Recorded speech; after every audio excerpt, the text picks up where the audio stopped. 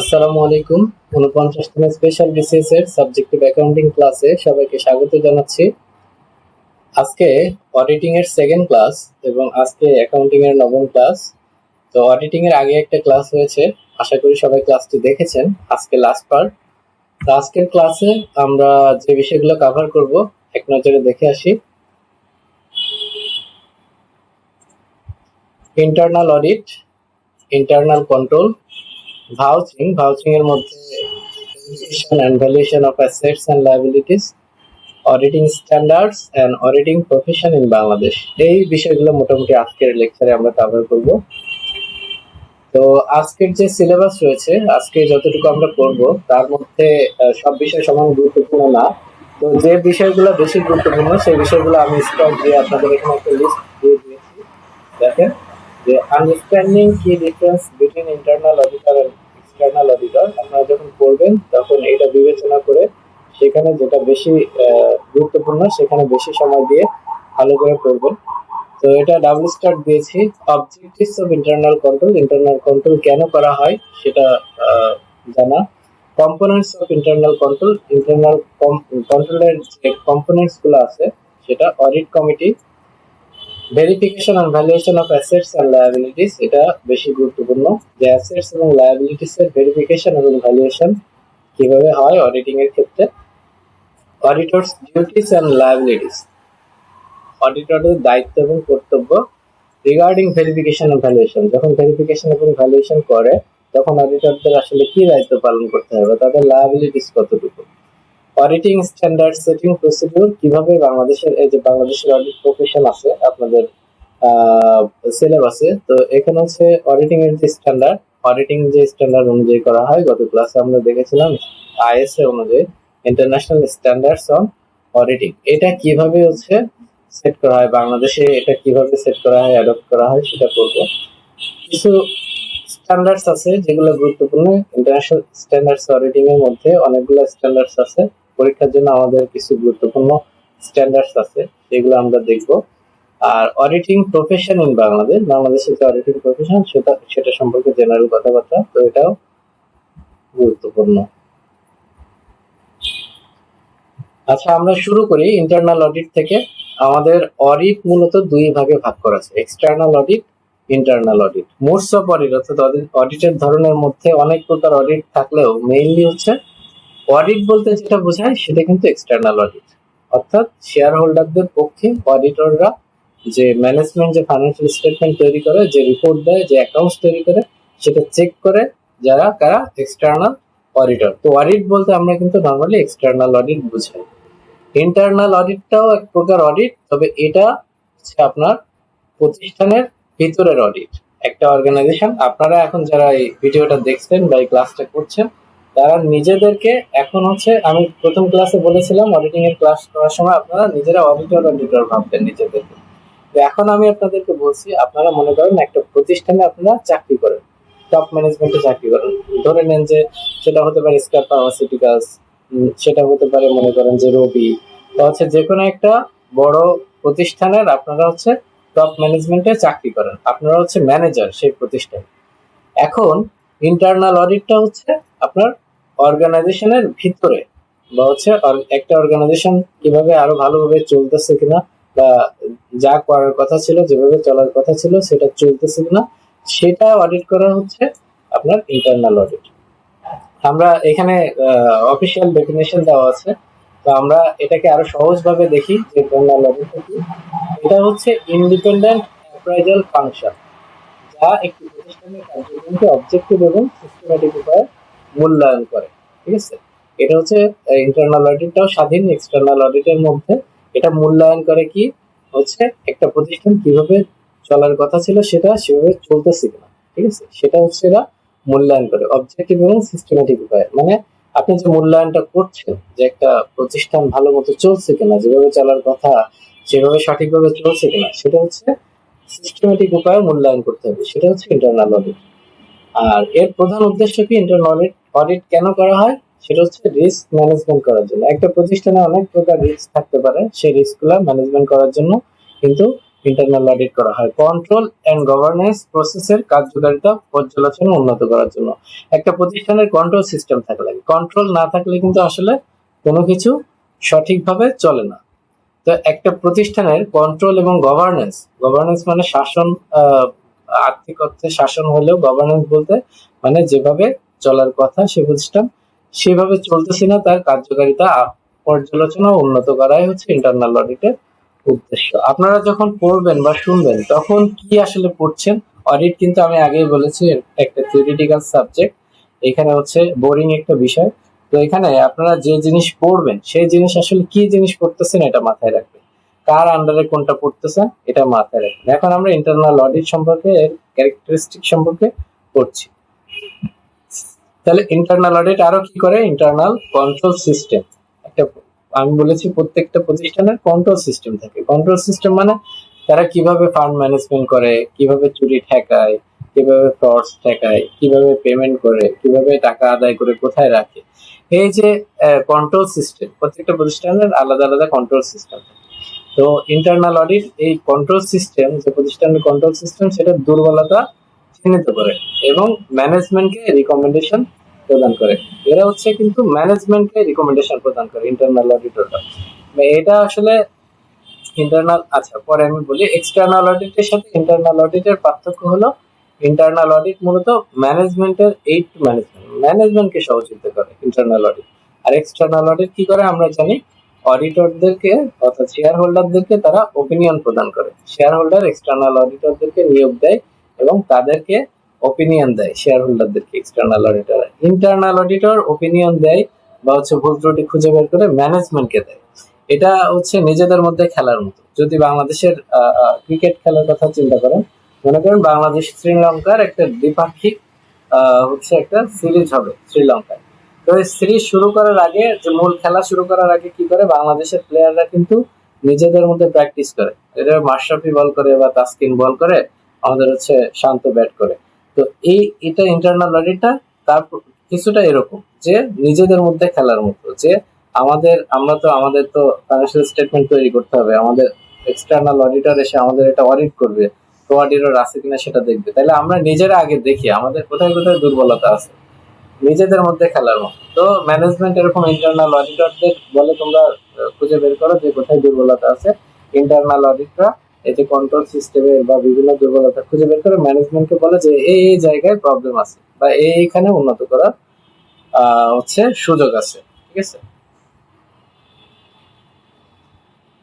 আচ্ছা, internal audit আরো কি করে? প্রতিষ্ঠানের পলিসি, প্ল্যান, প্রসিডিউর এবং ল অনুসরণ করা হচ্ছে কিনা তা যাচাই করে। এফিসিয়েন্সি, ইফেক্টিভনেস, ইকোনমি বজায় রাখতে সাহায্য করে। তারপরে হচ্ছে আপনার এটা একটা কন্টিনিউয়াস প্রসেস। এক্সটার্নাল অডিটের ক্ষেত্রে আমরা দেখেছি যে এটা হচ্ছে বছরে স্ট্যাটিউটরি অডিট যদি আমরা বলি, অর্থাৎ ফাইন্যান্সিয়াল স্টেটমেন্ট অডিটের ক্ষেত্রে প্রত্যেক বছরে একবার কিন্তু ফাইন্যান্সিয়াল স্টেটমেন্ট অডিট করতে হয়। কিন্তু ইন্টারনাল অডিটের এরকম না যে বছরে একবার করতে হবে। এটা যেহেতু ম্যানেজমেন্ট নিজেদের দুর্বলতা খুঁজে বের করার জন্য করে বা প্রতিষ্ঠান ভালো মতো পরিচালনার জন্য দুর্বলতা খুঁজে বের করে, তাই এটা হচ্ছে সারা বছর ধরে বা কন্টিনিউয়াস একটা প্রসেস। ঠিক আছে। যা কি করে, অপারেশনাল অ্যাক্টিভিটিস, একটা প্রতিষ্ঠানের যে অপারেশনাল অ্যাক্টিভিটিস থাকে, যে ফাইন্যান্সিয়াল অ্যাক্টিভিটিস থাকে, কমপ্লায়েন্স মানে বিভিন্ন ল বা রুলস রেগুলেশন মানতেছে কিনা সেটা পর্যবেক্ষণ করে বা চেক করে। ইন্টারনাল অডিটের মাধ্যমে ফ্রড, এরর এবং ইরেগুলারিটিস প্রতিরোধে সহায়তা করা যায়। আমরা জানি হচ্ছে এক্সটার্নাল অডিটর ফ্রডস এবং এরর যদি ম্যাটেরিয়াল হয় বা ফ্রডস এবং এরর এরা ধরে এবং সেটা শেয়ার হোল্ডারদেরকে জানায় দেয় যদি হচ্ছে আপনার কি হয়, ম্যাটেরিয়াল হয়। ঠিক আছে। কিন্তু ইন্টারনাল অডিটের ক্ষেত্রে ম্যাটেরিয়াল না, যে কোনো ফ্রড এবং এরর হইলেই কিন্তু ম্যানেজমেন্টকে জানাতে হবে এবং ইন্টারনাল অডিট ফ্রড এরর ধরতে সহায়তা করে। এখন এতক্ষণে আমি মুখে মুখে বলে ফেলেছি যে ইন্টারনাল এক্সটার্নাল অডিটের আসলে পার্থক্য কি। এখানে আমরা দেখি যে ইন্টারনাল অডিটররা ম্যানেজমেন্টের কাছে এদের ওপিনিয়ন দেয় বা রিপোর্ট দেয় বা অডিট কমিটির কাছে দেয় ইন্টারনালি। এটা হচ্ছে বাইরের কারো কাছে দিবে না। প্রতিষ্ঠানের বোর্ড অফ দ্য ডিরেক্টরস হোক বা হচ্ছে অডিট কমিটি হোক, তাদের কাছে কিন্তু এই রিপোর্ট করে। আর এক্সটার্নাল এর ক্ষেত্রে কিন্তু শেয়ার হোল্ডারদের কাছে রিপোর্ট করে, শেয়ার হোল্ডারদের কাছে রিপোর্ট করে। ইন্টারনাল অডিটের উদ্দেশ্য হচ্ছে প্রতিষ্ঠানের ভিতরে রিস্ক ম্যানেজ করা। যে কোনো প্রতিষ্ঠানের হোক সেটা যে কোনো ধরনের প্রতিষ্ঠান, যারা ব্যবসা পরিচালনা করে তাদের কিন্তু রিস্ক থাকে, এই রিস্ককে বিজনেস রিস্ক বলে। ঠিক আছে, এই রিস্ক ম্যানেজ করা সেটা হচ্ছে ইন্টারনাল অডিটের একটা কাজ, যাতে রিস্ক কম থাকে বা রিস্ক আমাদের কোনো ক্ষতি না করতে পারে, রিস্ক ম্যানেজ করা যায়, এটা ইন্টারনাল অডিটের মাধ্যমে। তারপর ইন্টারনাল কন্ট্রোল সিস্টেম কিন্তু স্ট্রং করা যায়, যে যদি কোনো ইন্টারনাল কন্ট্রোল সিস্টেমে আমাদের হচ্ছে দুর্বলতা থাকে তাহলে ইন্টারনাল অডিটের মাধ্যমে সেটা পূরণ করা যায়। এফিসিয়েন্সি, কমপ্লায়েন্স, এগুলো হচ্ছে আমাদের উদ্দেশ্য ইন্টারনাল অডিটের। আর এক্সটার্নাল অডিটের উদ্দেশ্য কি, যে ফাইন্যান্সিয়াল স্টেটমেন্ট তৈরি করা হয়েছে এটা ট্রু অ্যান্ড ফেয়ার ভিউ দিছে কিনা সেটা জানা। ইন্টারনাল অডিট এ যে একটা গুরুত্বপূর্ণ বিষয়, বাধ্যতামূলক না, এটা আপনি ইন্টারনাল অডিট নিজেদের স্বার্থে করবেন, যে নিজেরা হচ্ছে আপনি না করলেও সমস্যা নেই, কেউ আপনাকে ধরবে না। এটা হচ্ছে কর্পোরেট গভর্নেন্সের অংশ, মানে প্রতিষ্ঠান ভালো মতো পরিচালনার জন্য যে কোড সেটার একটা অংশ। কিন্তু এক্সটার্নাল অডিট বা statutory audit, financial statement audit আমরা জানি বিভিন্ন ল দ্বারা এটা কিন্তু বাধ্যতামূলক। এর সময় কখন, এটা হচ্ছে কন্টিনিউয়াস, কোনো সময় নেই, সবসময় এটা চলতে থাকে। এটা কন্টিনিউয়াস হয় বা 2 মাস 3 মাসের জন্য রিপোর্ট হতে পারে। আর এক্সটার্নাল অডিট হচ্ছে সাধারণত বছরে একবার হয়। ঠিক আছে, স্বাধীনতা, এটা হচ্ছে সীমিত, যেহেতু ম্যানেজমেন্ট নিজেই হচ্ছে নিয়োগ দেয় অডিটরদের, এবং হচ্ছে অডিটররা ম্যানেজমেন্টের বা বোর্ড অফ দ্য ডিরেক্টরস এর আন্ডারে কাজ করে, সেহেতু এদের হচ্ছে স্বাধীনতা কম। মানে কোনো অডিটর যদি বলে যে, মানে কোনো ম্যানেজার বা হচ্ছে কোনো ম্যানেজমেন্ট, টপ ম্যানেজমেন্ট যদি কোনো একটা চুরি করে বা হচ্ছে ফ্রড করে, তো সেটা তার সামনে তাকে আবার রিপোর্ট করা যে দেখেন আপনি চুরি করেছেন, এটা কিন্তু ইম্পসিবল টাইপের একটা কাজ। তো এইখানে হচ্ছে স্বাধীনভাবে কাজ করার সুযোগ সীমিত। ঠিক আছে, কিন্তু এক্সটার্নাল অডিটররা সম্পূর্ণ স্বাধীন, কারণ এখানে ম্যানেজমেন্ট কে অডিটররা কেয়ার করে না, কারণ ম্যানেজমেন্টের কাছে তারা দায়বদ্ধ না, তাদেরকে শেয়ার হোল্ডাররা নিয়োগ দিছে, ম্যানেজমেন্ট ফাইন্যান্সিয়াল স্টেটমেন্ট তৈরি করছে, তারা বলতে পারবে যে ফাইন্যান্সিয়াল এই ম্যানেজার এই টাকা চুরি করতেছে বা এই ম্যানেজার এখানে এখানে ভুল করছে। ঠিক আছে, এটা কিন্তু সম্পূর্ণ স্বাধীন এক্সটার্নাল অডিটরের ক্ষেত্রে। এখন আসি ইন্টারনাল কন্ট্রোলের কথা। ইন্টারনাল অডিট মূলত ইন্টারনাল কন্ট্রোল সিস্টেমটা কি সেটাই হচ্ছে কিন্তু অডিট করে। ইন্টারনাল কন্ট্রোলটা কি, একটা প্রতিষ্ঠান কত ভালোভাবে চলছে, ঠিক আছে, সেটা দেখে। একটা প্রতিষ্ঠান পরিচালনার জন্য বিভিন্ন, মানে ভিতরে অনেক কন্ট্রোল সিস্টেম থাকে, যে তারা ক্যাশ ম্যানেজমেন্ট কিভাবে করছে, বা নগদ টাকা যে নিয়ে, সাপোজ একটা প্রতিষ্ঠান তারা হচ্ছে নগদে বিক্রি করে, এখন ওই নগদে বিক্রি করলে ওই টাকাটা তাদের কাছে কিভাবে আসতেছে, কারা ওইটা ম্যানেজ করতেছে। একটা প্রতিষ্ঠান যারা পেমেন্ট করে, মনে করেন তারা মাল কিনে বা ম্যাটেরিয়াল কিনে ওটা পেমেন্ট করে, এখন একজন ম্যাটেরিয়াল না কিনেও ওইটা পেমেন্ট করে দিচ্ছে কিনা, ঠিক আছে, পেমেন্ট সিস্টেমটা কেমন, কয়জন সেটা অথরাইজ করে বা কয়জনের অনুমোদন পাওয়ার পরে সেই টাকাটা হচ্ছে পেমেন্ট করা হয়। ঠিক আছে, এই যে বিষয়টা, একটা প্রতিষ্ঠানের মধ্যে অনেকগুলো হচ্ছে কন্ট্রোল সিস্টেম থাকে। আপনারা এই যে ব্যাংকের যে কন্ট্রোল সিস্টেম থাকে, বিভিন্ন প্রতিষ্ঠানের কন্ট্রোল সিস্টেম থাকে, এই প্রতিষ্ঠান কত ভালোভাবে চলছে, ঠিক আছে, বা চলবে, বা হচ্ছে ফ্রড এবং ইরোর এটা হচ্ছে কমায় আনার জন্য, যাতে সহজে কেউ এখান থেকে ফ্রড করতে না পারে, ইরোর করতে না পারে, সেই যে কন্ট্রোল সিস্টেমটা সেটাকে ইন্টারনাল কন্ট্রোল বলে। এখানে অফিসিয়ালি ডেফিনেশন দেওয়া আছে। তো আমরা আরো সহজভাবে দেখি যে ইন্টারনাল কন্ট্রোলটা কি। এটা একটা প্রসেস, ইন্টারনাল কন্ট্রোল হচ্ছে একটা প্রসেস যা ম্যানেজমেন্ট এবং অন্য কর্মচারীরা ডিজাইন করে, ইমপ্লিমেন্ট করে, যাতে প্রতিষ্ঠান তার অবজেক্টিভ অর্জন করতে পারে। প্রথম ক্লাস করে থাকলে আপনারা বুঝতে পারবেন যে শেয়ার হোল্ডাররা ম্যানেজারদের টাকা দেয় ম্যানেজ করতে তাদের বিজনেস, যে তোমরা তোমাদের টাকা দিলাম, তোমাদের বেতন দিব, তোমরা এক্সপার্ট, তোমরা এই ব্যবসাটা ভালো করে পরিচালনা করো, করে আমাদের প্রফিট দাও। ঠিক আছে, এখন এই তাদেরকে প্রফিট দেওয়ার জন্য, ব্যবসা পরিচালনা করার জন্য তারা যে সিস্টেমটা ডিজাইন করে, যে এইভাবে চলবে, এইভাবে আমরা এখান থেকে কিনবো, ঠিক আছে, কেউ যাতে চুরি না করতে পারে, তার জন্য আমাদের এই 3 জনের অনুমোদন নিয়ে তারপরে তাকে কোনো কিছু কিনতে হবে বা তাকে টাকা পেমেন্ট করতে হবে। এই যে কন্ট্রোল সিস্টেমটা, এটা ডিজাইন করে ম্যানেজমেন্ট এবং তারাই হচ্ছে ইমপ্লিমেন্ট করে। ঠিক আছে, যাতে অবজেক্টিভ অর্জন করতে পারে। অবজেক্টিভ কি, শেয়ার হোল্ডারদের বা হচ্ছে যারা মালিক তাদেরকে ওয়েলথ ম্যাক্সিমাইজেশন, তাদেরকে যেন বেশি ওয়েলথ বা প্রফিট দিতে পারে। তাহলে ইন্টারনাল কন্ট্রোলের মূল উদ্দেশ্য আমাদের কি, কেন হচ্ছে এই ম্যানেজমেন্ট এই ডিজাইন করে ইমপ্লিমেন্ট করে ইন্টারনাল কন্ট্রোল, সেটা হচ্ছে ফাইন্যান্সিয়াল রিপোর্টিং, যেটা এর রিয়েলাবিলিটি নিশ্চিত করার জন্য, অপারেশনাল এফিসিয়েন্সি এন্ড এফেক্টিভনেস, বজায় রাখার জন্য এবং compliance with applicable laws and regulations নিশ্চিত করার জন্য। এই তিনটা কাজ মেইনলি করার জন্যই হচ্ছে ইন্টারনাল কন্ট্রোলটা ইমপ্লিমেন্ট করে বা ইন্টারনাল কন্ট্রোলটা সেট করে, ঠিক আছে। এখন এই ইন্টারনাল কন্ট্রোল বা প্রতিষ্ঠানের ভিতরে যে সিস্টেম, সেটা হচ্ছে, এটা তো একটা সেন্টেন্স বলা যায়, এর মধ্যে অনেকগুলা উপাদান আছে। মানে কোন কোন, যে আমি আপনাদেরকে বলেছি যে কোনো জিনিস পড়া শুরু করার আগে বা আপনারা যে শুনছেন, কি জিনিস শুনছেন বা কি জিনিস পড়ছেন সেটা আগে ক্লিয়ার হয়ে নেবেন, ঠিক আছে। যেমন এই যে আমরা 5টা জিনিস পড়বো, এর পরবর্তীতে ব্যাখ্যা আছে, এই 5টা জিনিস আসলে কি সেটা যদি আপনার মাথায় থাকে তাহলে ইজিলি বুঝতে পারবেন। তাহলে এই যে 5টা জিনিস হচ্ছে ইন্টারনাল কন্ট্রোল সিস্টেম। যে এটা একটা যে কোনো একটা প্রতিষ্ঠান, আমি আপনাদেরকে বলেছি যে কোনো একটা প্রতিষ্ঠানের আপনারা নিজেদেরকে টপ ম্যানেজমেন্ট ভাববেন বা একটা প্রতিষ্ঠানের সিএফও মনে করেন আপনি একটা প্রতিষ্ঠানের, সেটা কি স্কয়ার ফার্মাসিউটিক্যালস এর আপনি সিএফও, চিফ ফাইন্যান্সিয়াল অফিসার। এখন এই যে স্কয়ার ফার্মাসিউটিক্যালস এর একটা ইন্টারনাল কন্ট্রোল সিস্টেম আছে। এই সিস্টেম কোন কোন জিনিসের সমন্বয়ে এই সিস্টেমটা, ঠিক আছে। তো এটা প্রথমটা হচ্ছে কন্ট্রোল এনভায়রনমেন্ট, মানে স্কয়ার ফার্মাসিউটিক্যালস এর যেখানে আপনি কাজ করেন সে জায়গাটার এনভায়রনমেন্টটা কেমন, মানে কন্ট্রোলের যে এনভায়রনমেন্ট যেখানে আপনি কাজ করেন বা স্কয়ার ফার্মাসিউটিক্যালস এর যে এনভায়রনমেন্টটা কেমন, এই এনভায়রনমেন্ট পরবর্তীতে আছে আমাদের কন্ট্রোল এনভায়রনমেন্টের মধ্যে কয়েকটা বিষয় আছে, ঠিক আছে, পরবর্তীতে আমরা এটা দেখব। তারপর হচ্ছে রিস্ক অ্যাসেসমেন্ট কেমন, কন্ট্রোল অ্যাক্টিভিটিস, এই বিষয়গুলো হচ্ছে ইন্টারনাল কন্ট্রোল সিস্টেমের উপাদান। এই সবগুলো মিলায় ইন্টারনাল কন্ট্রোল সিস্টেম। তাহলে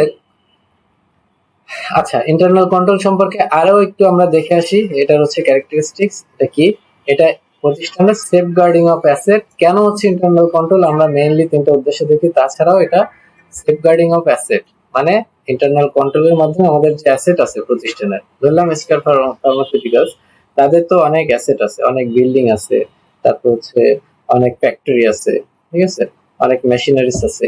এইগুলা হচ্ছে আপনার সেফগার্ড দেয় ইন্টারনাল কন্ট্রোল, যে আপনি কন্ট্রোল ডিজাইন করবেন যেন কেউ একটা বিল্ডিং বিক্রি করে না ফেলতে পারে, ঠিক আছে, বা একটা যন্ত্রপাতি চুরি করে না নিয়ে যেতে পারে।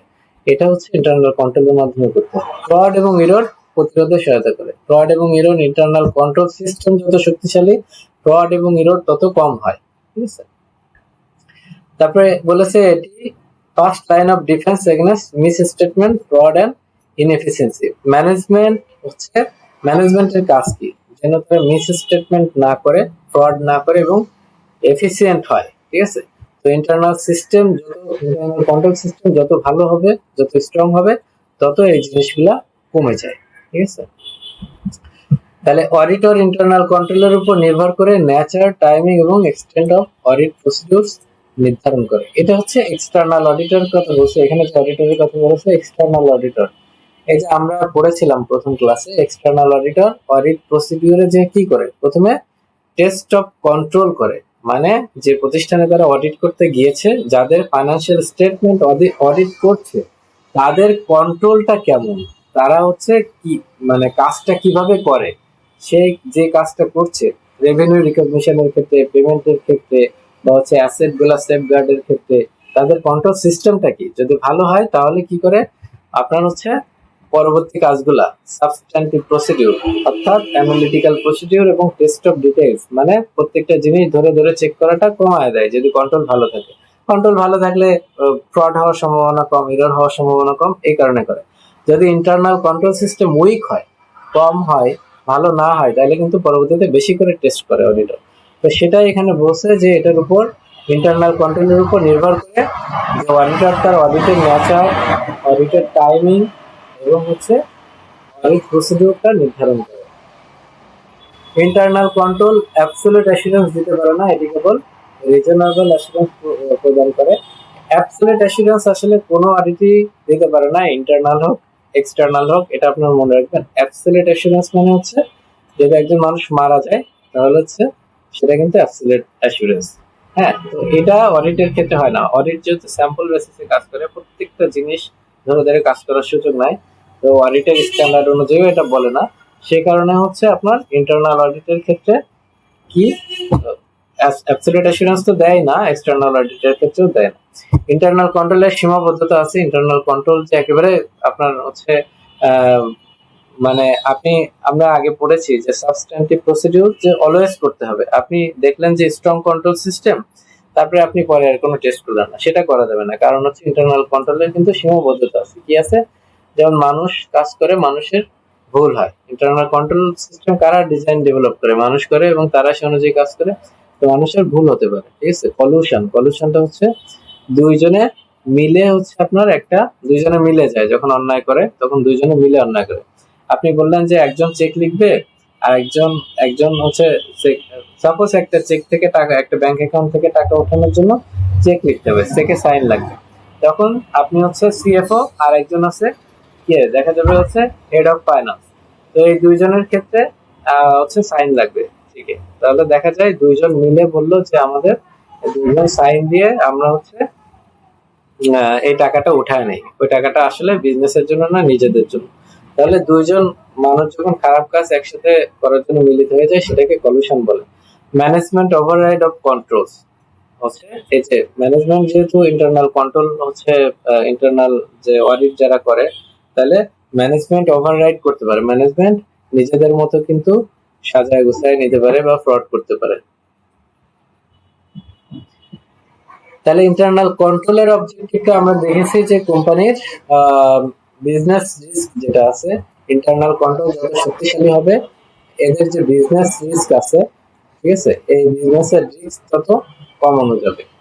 Ensuring the continuing effective function of the company যে মানে খুব ভালো মতো চলার জন্য হচ্ছে continue effective functioning of the company, যে কোম্পানি ভালোভাবে চলছে এটা ইনশিওর করে।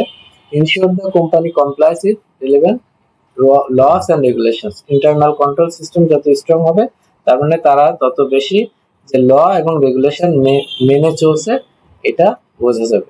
তো এই জিনিসগুলা আপনার ইনশিওর করার জন্য ইন্টারনাল কন্ট্রোল সিস্টেমটা দরকার। তাহলে ইন্টারনাল কন্ট্রোলের অবজেক্টিভও কি? প্রতিষ্ঠানের যে অ্যাসেট আছে সেগুলো রক্ষা করা, তারপরে হচ্ছে আপনার accuracy and reliability of records. আমাদের যে অ্যাকাউন্টিং রেকর্ড আছে সেগুলো সঠিক এবং নির্ভরযোগ্যতা নিশ্চিত করা। অপারেশনাল এফিসিয়েন্সি, আপনার হচ্ছে অপারেশন যেন একটা প্রত্যেকটা প্রতিষ্ঠানের যে অপারেশন আছে সেগুলো সঠিকভাবে যেন চলে, সেটা হচ্ছে ইন্টারনাল কন্ট্রোল সিস্টেমটা ইন্টারনাল কন্ট্রোল এস্টাবলিশ করার একটা উদ্দেশ্য। Prevention and detection of fraud এবং ইরর। ইন্টারনাল কন্ট্রোল মানে এস্টাবলিশ করা হয় কেন? ফ্রড এবং ইরর যাতে প্রিভেন্ট করা যায় এবং ডিটেক্ট করা যায়। ম্যানেজমেন্টকে সহযোগিতা করাও হচ্ছে ইন্টারনাল কন্ট্রোলের উদ্দেশ্য।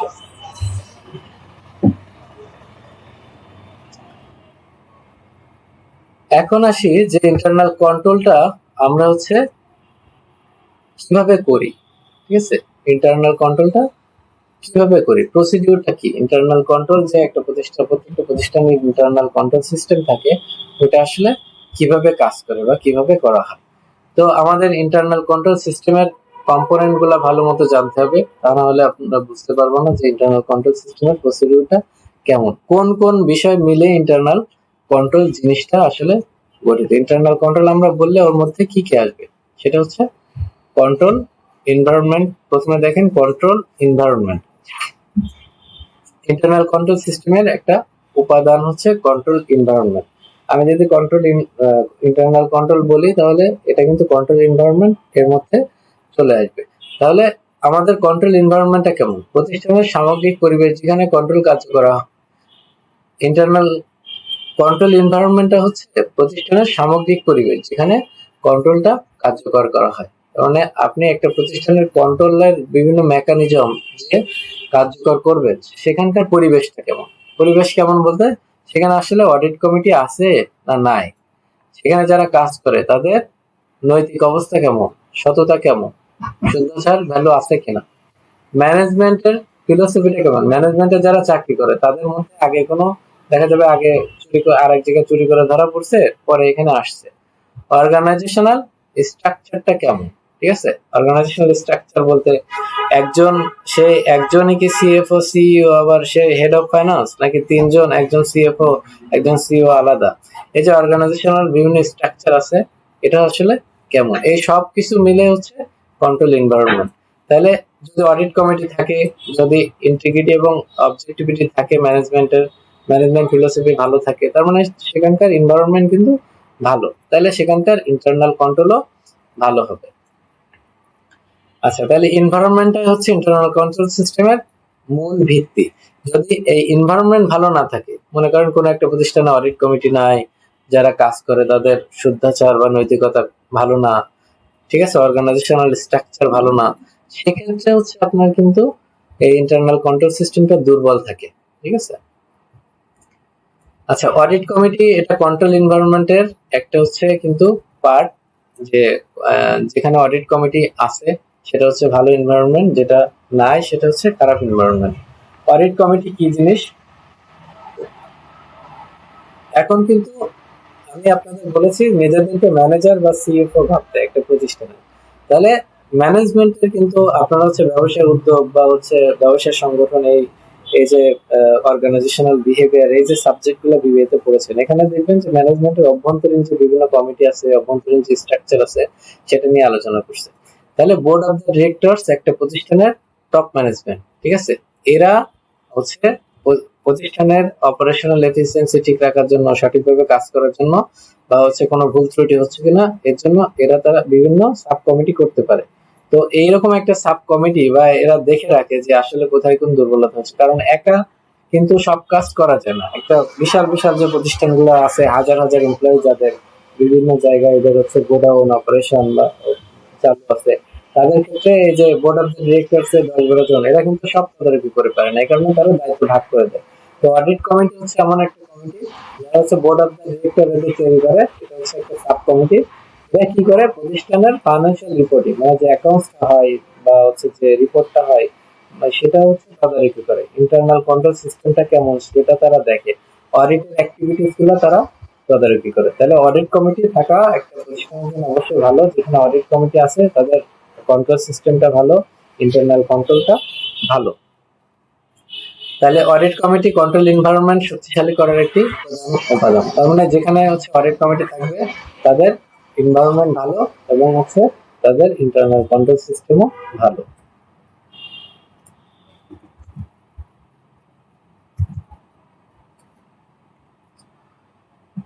আচ্ছা, 2 নাম্বার কম্পোনেন্ট কি ইন্টারনাল কন্ট্রোলের, সেটা হচ্ছে রিস্ক অ্যাসেসমেন্ট।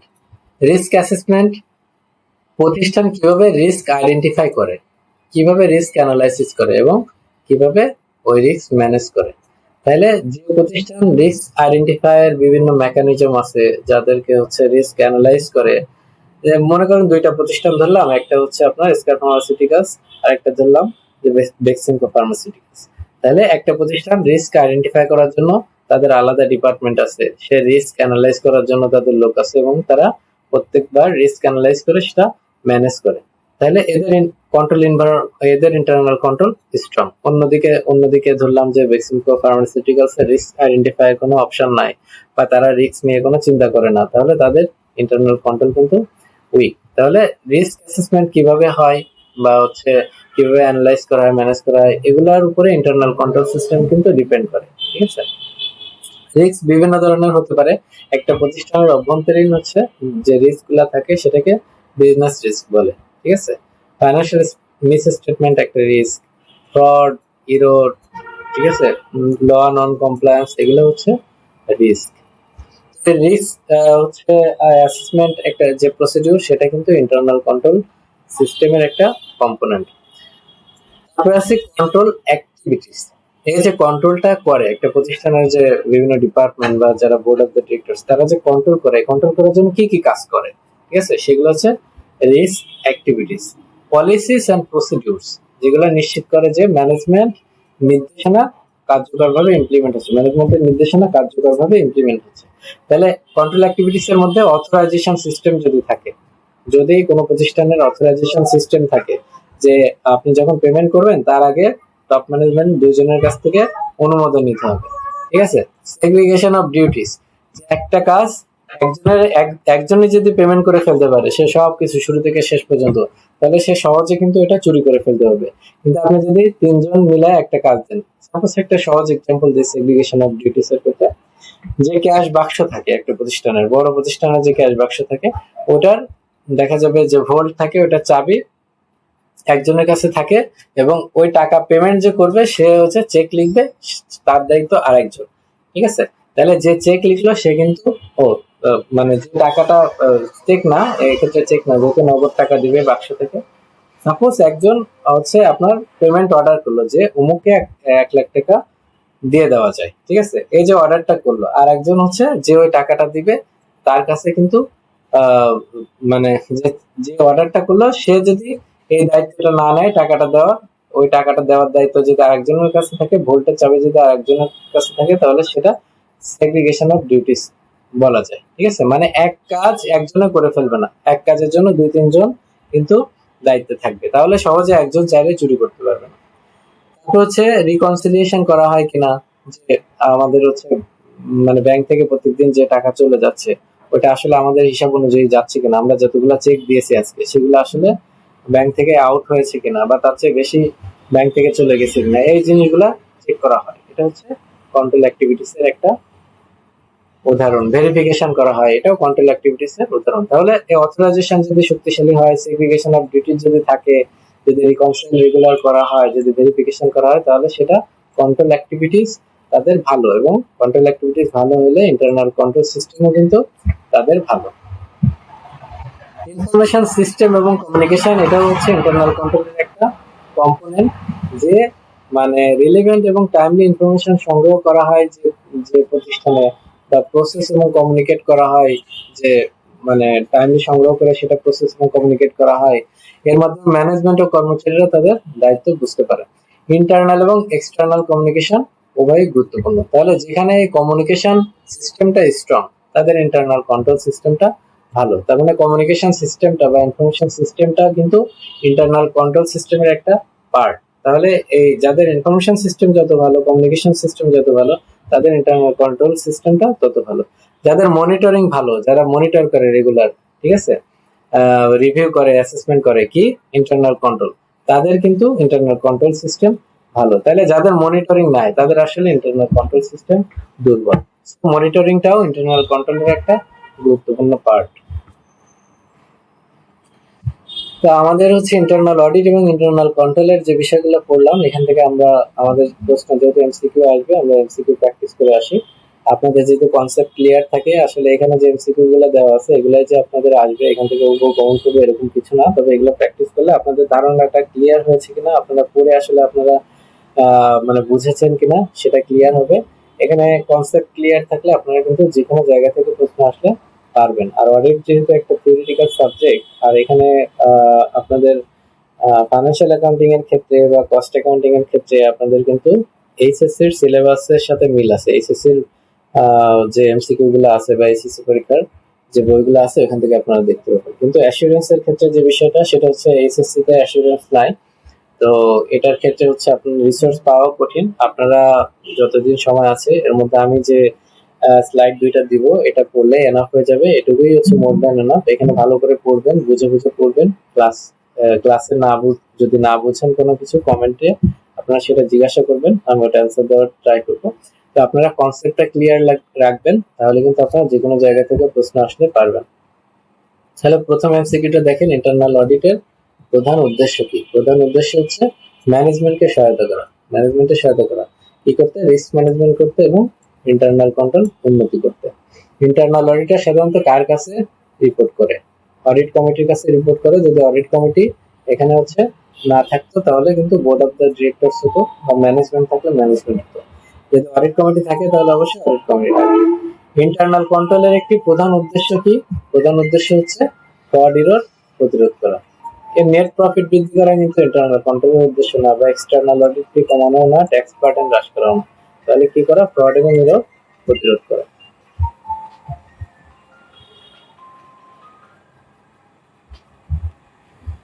ইন্টারনাল কন্ট্রোলের কার্যকারিতা কারা যাচাই করে? ইন্টারনাল কন্ট্রোলের কার্যকারিতা যাচাই করে হচ্ছে ম্যানেজমেন্ট। ইন্টারনাল অডিটররা এবং এক্সটার্নাল অডিটররাও কিন্তু ইন্টারনাল যে অডিট হয় সেটার রিপোর্ট কিন্তু তারা দেখে, এটা তারা কিন্তু ইউজ করে, তারা যাচাই করে আসলে এদের ওই যে ডেস্কটপ কন্ট্রোলের মাধ্যমে এই কাজটা করে। ইন্টারনাল চেক বলতে কি বোঝায়? একে অপরের কাজ পরস্পর যাচাই করার ব্যবস্থা। ওই যে ইন্টারনাল চেক বলতে আপনাদের যে এক্সাম্পলটা দিলাম, বাংলাদেশের শ্রীলঙ্কার দলের যে ক্রিকেটের যে এক্সাম্পলটা দিলাম, মূল খেলা শুরু হওয়ার আগে নিজেরা নিজেদেরটা যাচাই করে দেখা আর কি, সেটা হচ্ছে ইন্টারনাল চেক বা ইন্টারনাল অডিট, যে আমাদের অবস্থান কেমন, আমরা কি ঠিকমতো কাজ করছি নাকি করছি না।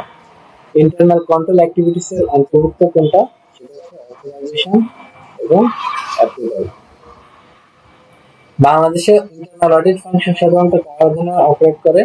এখানে হচ্ছে কোনো এনবিআর না, আইসিএবি না, এফএসসি না, এগুলো সব এক্সটার্নাল অডিটের ক্ষেত্রে। এখানে হচ্ছে ম্যানেজমেন্ট নিজেদের মধ্যে প্রতিষ্ঠানের ভিতরে যে অডিট করা হয় সেটা হচ্ছে ইন্টারনাল অডিট। ইন্টারনাল অডিটর সাধারণত কোন স্ট্যান্ডার্ড অনুসরণ করে কাজ করে? এটা হচ্ছে আইপিপিএম। এবং ইন্টারনাল অডিটের কাজ কোনটি নয়? কাজ নয় হচ্ছে ফাইন্যান্সিয়াল স্টেটমেন্টে ওপিনিয়ন দেয়, এটা এক্সটার্নাল অডিটরদের কাজ। অডিটরস পজিশন রিগার্ডিং ইন্টারনাল কন্ট্রোল। আচ্ছা, ম্যানেজমেন্ট যে ইন্টারনাল কন্ট্রোল সিস্টেম ডিজাইন করলো এবং ইমপ্লিমেন্ট করলো, একটা প্রতিষ্ঠানের ইন্টারনাল কন্ট্রোল একটা সিস্টেম আছে, এখন এটা এক্সটার্নাল অডিটররা এটা কিভাবে দেখে বা এটাকে কিভাবে নেয়, সেই জিনিসটা এখানে বলেছে। তো এই জিনিসটা দেখেন, এখানে হচ্ছে আপনাদের প্রথম ক্লাসে আমি বলেছি যে যদি কন্ট্রোলটা ভালো হয় তাহলে অডিটররা সাবস্ট্যান্টিভ প্রসিডিউর কমায় দেয়, মানে টেস্ট অফ ডিটেইলস কম করে, অ্যানালিটিক্যাল প্রসিডিউরস কম করে, অলওয়েজ করে, যদি অনেক বেশি স্ট্রং হয় তাও কিছু করে। কিন্তু যদি হচ্ছে এটা টেস্ট অফ কন্ট্রোল, মানে কন্ট্রোল যদি ভালো না থাকে তাহলে কিন্তু এটা বেশি করে করবে, ঠিক আছে। তাহলে সেই কথাটাই এখানে বলছে, দেখেন যে auditor internal control system study করে এবং এটাকে মূল্যায়ন করে, যে এই যে টেস্ট করা যেটা সেটাই বলেছে, যেটা ইভালুয়েট করে এবং এটা হচ্ছে আপনার স্টাডি করে, মানে এটা জানে বুঝে এবং এটাকে মূল্যায়ন করে, এটা আসলে কেমন, উইক ইন্টারনাল কন্ট্রোল নাকি স্ট্রং ইন্টারনাল কন্ট্রোল, যদি ইফেক্টিভ হয় ইন্টারনাল কন্ট্রোলটা। এখানে কিন্তু অডিটর যেটা বলছে সেটা এক্সটার্নাল অডিটর, যারা এক্সটার্নাল অডিটর তাদের কথা বলছে, ইন্টারনাল অডিটর না, ঠিক আছে। তাহলে ইন্টারনাল অডিটরও হতে পারে। ইন্টারনাল অডিটর নরমালি হচ্ছে এখানে হচ্ছে অডিটরস পজিশন বলেছে, হ্যাঁ এটা এক্সটার্নাল অডিটর ইন্টারনাল অডিটর দুই অডিটরের ক্ষেত্রে হতে পারে, তবে নরমালি এক্সটার্নাল অডিটরদের ক্ষেত্রেই এখানে আমরা বুঝি, ঠিক আছে। তাহলে ইন্টারনাল কন্ট্রোল সিস্টেম যদি ইফেক্টিভ হয়, যদি স্ট্রং হয়, ইফেক্টিভ হয়, তাহলে অডিটর কম অডিট প্রসিডিউর অ্যাপ্লাই করতে পারে, ঠিক আছে। এখানে যেমন বললাম, টেস্ট করে যদি কন্ট্রোল ভালো পায় তাহলে সাবস্ট্যান্টিভ প্রসিডিউর কম কম করে টেস্ট করে পরবর্তীতে বিষয়গুলো। যদি দুর্বল হয়, ইন্টারনাল কন্ট্রোল সিস্টেম যদি দুর্বল হয় তাহলে অডিটরকে মোর এক্সটেন্সিভ সাবস্ট্যান্টিভ টেস্ট করতে হয়, ঠিক আছে। যে কথা বললাম সেটা এখানে বলেছে। অডিটরের দায়িত্ব হলো ইন্টারনাল কন্ট্রোলের উইকনেস আইডেন্টিফাই করে ম্যানেজমেন্টকে কমিউনিকেট করা, ঠিক আছে। এখন ইন্টারনাল কন্ট্রোলের যদি উইকনেস থাকে, সে এক্সটার্নাল অডিটর পাক আর ইন্টারনাল অডিটর পাক, এটা কিন্তু শেয়ার হোল্ডারদের জানানোর দরকার নাই, এটা হচ্ছে প্রাথমিকভাবে ম্যানেজমেন্টকে জানাবে এবং হচ্ছে those charge with governance, board of the director হোক বা ট্রাস্টি হোক, তাদের সাথে মানে টপ ম্যানেজমেন্টের সাথে কমিউনিকেট করবে যে তোমার ইন্টারনাল কন্ট্রোলে এই উইকনেস গুলো আছে। তবে যদি ম্যাটেরিয়াল হয়, এক্সটার্নাল অডিটরের ক্ষেত্রে যদি ম্যাটেরিয়াল হয় যে ইন্টারনাল কন্ট্রোল উইকনেসের কারণে ম্যাটেরিয়াল ক্ষতি হচ্ছে, যেটা হচ্ছে ম্যাটেরিয়ালি মিসস্টেটেড হচ্ছে ফাইন্যান্সিয়াল স্টেটমেন্ট, সেক্ষেত্রে তারা কিন্তু ওপিনিয়ন দিবে। তো এখানে বলেছে দেখেন, অডিটর ইন্টারনাল কন্ট্রোল ডিজাইন করে না, তাহলে অডিটর যারা তারা কিন্তু ইন্টারনাল কন্ট্রোল ডিজাইন করেন, ইন্টারনাল কন্ট্রোল ডিজাইন করার দায়িত্ব হচ্ছে ম্যানেজমেন্ট বা হচ্ছে বোর্ড অফ দ্য ডিরেক্টরস, বরং তার ইফেক্টিভনেস ইভালুয়েট করে, মানে ইন্টারনাল কন্ট্রোল কেমন কাজ করতেছে সেটা ইভালুয়েট করে করা অডিটররা, এবং সে অনুযায়ী অডিট অ্যাপ্রোচ নির্ধারণ করে, মানে অডিটে কি কি কাজ করবে সেটা ইন্টারনাল কন্ট্রোল ইফেক্টিভ কিনা সেটা ইভালুয়েট করে, সেটার উপর মানে বেস করে তারপর অডিট অ্যাপ্রোচ নির্ধারণ করে। এখন চলে আসলাম আরেকটা গুরুত্বপূর্ণ টপিকে, এটা হচ্ছে ভাউচিং। ভাউচিংটা হচ্ছে অডিটের একটি গুরুত্বপূর্ণ টেকনিক, যেখানে অডিটর মূলত ডকুমেন্টারি এভিডেন্স যেমন ভাউচার, ইনভয়েস, রিসিট বিল ইত্যাদি পরীক্ষা করে দেখে যে ট্রানজেকশন গুলা জেনুইন বা অ্যাকিউরেট কিনা, ঠিক আছে, অথবা প্রপারলি রেকর্ডেড হয়েছে কিনা। ভাউচিং এর মূল কথা হচ্ছে ভাউচার বেসড অডিট, ঠিক আছে। প্রত্যেকটা ট্রানজেকশনের পেছনে কিছু সাপোর্টিং ডকুমেন্টস থাকে। আপনি যদি একটা অ্যাসেট কেনেন, ঠিক আছে, আপনি মনে করেন একটা ল্যান্ড কিনলেন, ওই ল্যান্ড কিনতে গেলে আপনাকে কি করতে হবে, আপনার কিছু ডকুমেন্টস কিন্তু লাগবে, যেমন সাব রেজিস্ট্রি অফিসে আপনার ওই রেজিস্ট্রেশন থাকবে, তারপরে যার কাছ থেকে কিনবেন তার সাথে চুক্তিনামা থাকবে, তারপরে হচ্ছে আপনার দলিল থাকবে। সো তারপরে আপনার বোর্ড অফ দ্য ডিরেক্টরস ওটা মিটিং এ যে অ্যাপ্রুভ করছে যে এই অ্যাসেটটা কেনা যায় এত টাকা দিয়ে, এই যে ডকুমেন্টস এগুলা চেক, এটা একটা ট্রানজাকশন অ্যাসেট কেনা, আর এর পেছনে যে ডকুমেন্টস এর কথা বললাম এটা এগুলা পরীক্ষা নিরীক্ষা করে সঠিক আছে কিনা অ্যাসেট কেনার বিষয়টা, প্রাইসটা, সেটা ভেরিফাই করার জন্য যে ডকুমেন্টস, এই যে আপনার রেজিস্ট্রেশন পেপার বা সাব রেজিস্ট্রার অফিসের যে কাগজ, দলিল, তারপর হচ্ছে বোর্ড ম্যানুয়ালস, এইগুলা চেক করাকে বলে হচ্ছে ভাউচিং, যে ট্রানজাকশনটা ঠিক আছে কিনা, জেনুইন আছে কিনা, অ্যাকুরেট আছে কিনা, এবং প্রপারলি রেকর্ড হয়েছে কিনা। তো একে অডিটের ব্যাকবোনও বলা হয়, কাকে? ভাউচিং কে। এখন verification and valuation of assets and liabilities. Asset, আমাদের একটা প্রতিষ্ঠানের যে অ্যাসেট থাকে, এই অ্যাসেট এবং যে দায়গুলো থাকে এগুলা অডিটর ভেরিফাই করে যে ঠিক আছে কিনা। যে একটা অ্যাসেটের মূল্য 1 কোটি টাকা দেওয়া আছে, ঠিক আছে, এই অ্যাসেটটা আসলে এই প্রতিষ্ঠানের আছে কিনা, এর মালিক এই প্রতিষ্ঠান কিনা, বা মানে এই যে প্রতিষ্ঠানের মালিক কিন্তু এই প্রতিষ্ঠান এই অ্যাসেটের দাম কি আসলে 1 কোটি টাকা। এই যে ভেরিফিকেশন এবং ভ্যালুয়েশন, ভেরিফিকেশন বলতে এর সত্যি সত্যি মালিকানা তার আছে কিনা, ঠিক আছে, বা হচ্ছে আসলে প্রতিষ্ঠানের মানে যেটা আছে সেটাই ডিসক্লোজড হয়েছে কিনা, এটা হচ্ছে ভেরিফিকেশন। আর ভ্যালুয়েশনটা হচ্ছে কত টাকা আসলে, 1 কোটি টাকা না এটার দাম আরো কম নাকি আরো বেশি, এইটা নিশ্চিত হওয়াকে আপনার হচ্ছে অডিটরকে এটা নিশ্চিত হতে হয়। তো এই কাজটা হচ্ছে অডিটর করে, ভেরিফিকেশন এবং ভ্যালুয়েশনটা করে। তো এটা কিভাবে করে আমরা একটু সামনে যাই তাহলে বুঝতে পারবো। তাহলে ভেরিফিকেশন দেখেন, ভেরিফিকেশনটা কি, ভেরিফিকেশন করে অ্যাসেটের ভেরিফিকেশন করে এবং লায়াবিলিটিস এর ভেরিফিকেশন করে। এখন কারা করে? অডিটর করে। কিভাবে মানে ভেরিফিকেশনটা কি কি জিনিস কি করে, সেটা হচ্ছে অ্যাসেট বা লায়াবিলিটিস সেটা সত্যি বিদ্যমান মানে এক্সিস্ট করে কিনা। আপনার ফাইন্যান্সিয়াল স্টেটমেন্টে দেওয়া আছে ল্যান্ড 1 কোটি টাকা, বা হচ্ছে আপনার ফার্নিচার 2 কোটি টাকা, এটা দেওয়া আছে, আসলে কি ফার্নিচার 2 কোটি টাকা সেটা চেক করা, ঠিক আছে, এটা হচ্ছে ভেরিফিকেশন। বা এটা 2 কোটি টাকা আছে ঠিকই ফার্নিচার, একটা জায়গায় ফার্নিচার 2 কোটি টাকার ফার্নিচার আছে, ওটার মালিক কি আসলেই যে প্রতিষ্ঠানের ফাইন্যান্সিয়াল স্টেটমেন্টে আছে সেই প্রতিষ্ঠান কি ওটার মালিক, এটা ভেরিফাই করতে হবে। এই কাজটা হচ্ছে অডিটররা করে, সেটাকে ভেরিফিকেশন বলে। আর ভ্যালুয়েশনটা কি? অ্যাসেট এবং লায়াবিলিটিস এর মানিটারি ভ্যালু, ঠিক আছে, ভ্যালু ইন ফাইন্যান্সিয়াল টার্মস, মানে এটা আসলে দাম কত, 1 কোটি টাকা যে ফাইন্যান্সিয়াল স্টেটমেন্টে আছে এটা আসলে কি 1 কোটি টাকা নাকি কম, সেটা এবং অ্যাকাউন্টসে সঠিকভাবে সেই দামটা লেখা আছে কিনা, সেটা হচ্ছে ভ্যালুয়েশন। এখন ভেরিফিকেশন প্রসিডিউর, মানে কিভাবে এই ভেরিফিকেশনটা করে অডিটর, প্রসেসটা কি, প্রসিডিউরটা কি, যে একটা অডিটর অ্যাসেট ভেরিফিকেশন করবে কিভাবে করে। তাহলে দেখেন, physical examination of ownership documents, মানে মালিকানার যে কাগজপত্র।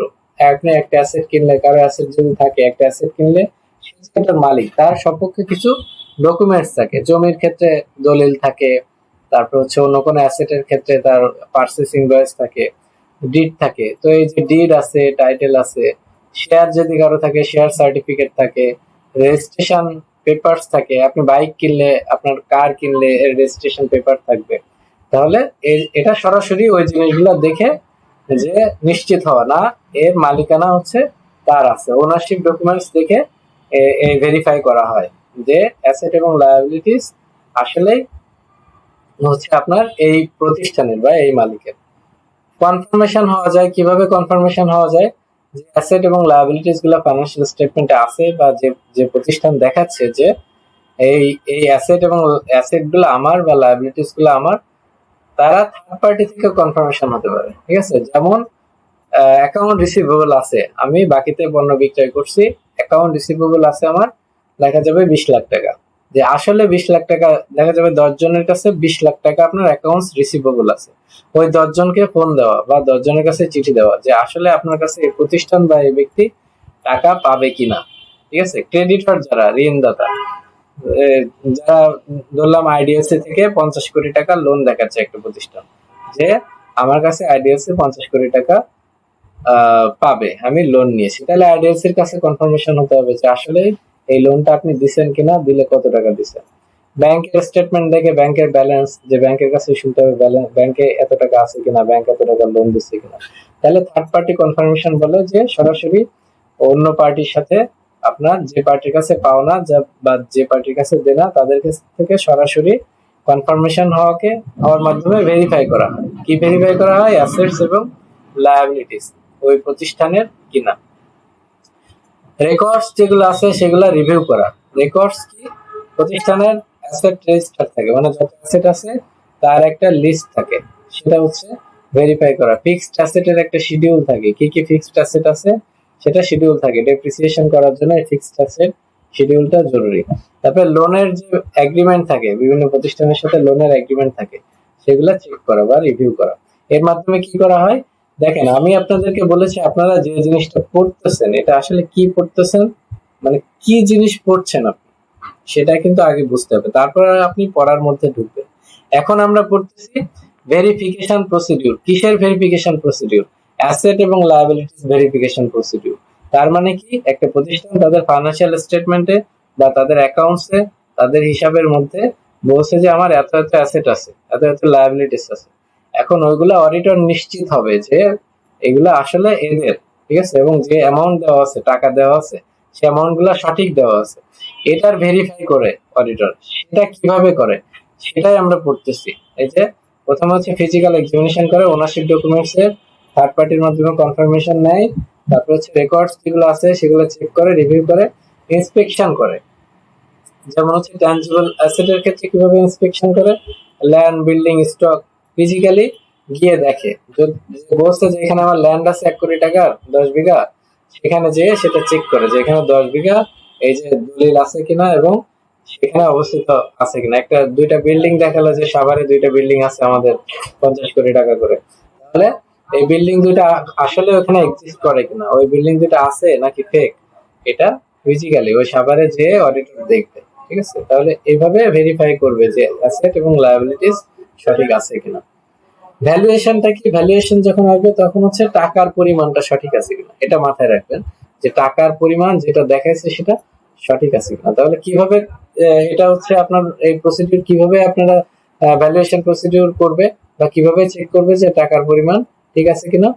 বেসিস অফ ভ্যালুয়েশন চেক করবে, যে ম্যানেজমেন্ট যে বেসিসে ভ্যালুয়েশনটা করছে, তারা ওই যে অ্যামাউন্টটা লিখছে, ঠিক আছে, এটা কিসের বেসিসে দিছে? হিস্টোরিক্যাল কস্ট দিছে, তার মানে যখন কিনছে তখন সেই দামে দিছে, নাকি নেট রিয়েলাইজেবল ভ্যালুতে দিছে, নাকি ফেয়ার ভ্যালুতে দিছে, সেটা চেক করবে কোন ভ্যালুতে দিছে।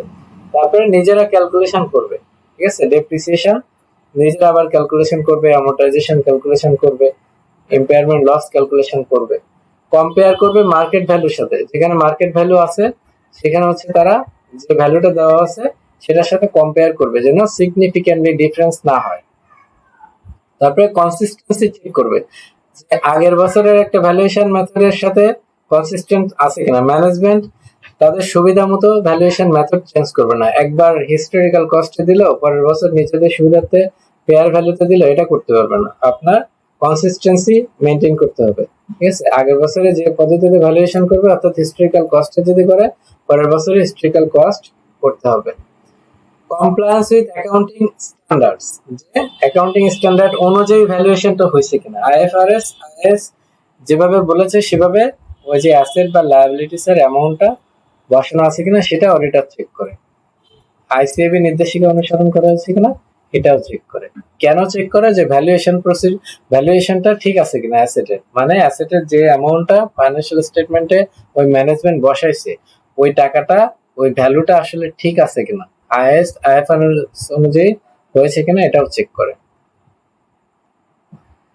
এখন ভেরিফিকেশন এবং ভ্যালুয়েশনের ওভারঅল আমরা যেটা দেখলাম, এখন হচ্ছে প্রত্যেকটা অ্যাসেটের টাইপ ধরে যে অডিটররা কিভাবে ভেরিফিকেশন করে যেমন হচ্ছে ফিক্সড অ্যাসেট, এটা হচ্ছে ল্যান্ড, বিল্ডিং বা প্ল্যান্ট মেশিনারি, এগুলা অডিটর কিভাবে ভেরিফিকেশন করে। ফিক্সড অ্যাসেটের ক্ষেত্রে যেমন ভেরিফিকেশন প্রসিডিউর ইনভেস্টমেন্টের ক্ষেত্রে কিন্তু আলাদা হবে, ঠিক আছে, বা আলাদা হতে পারে।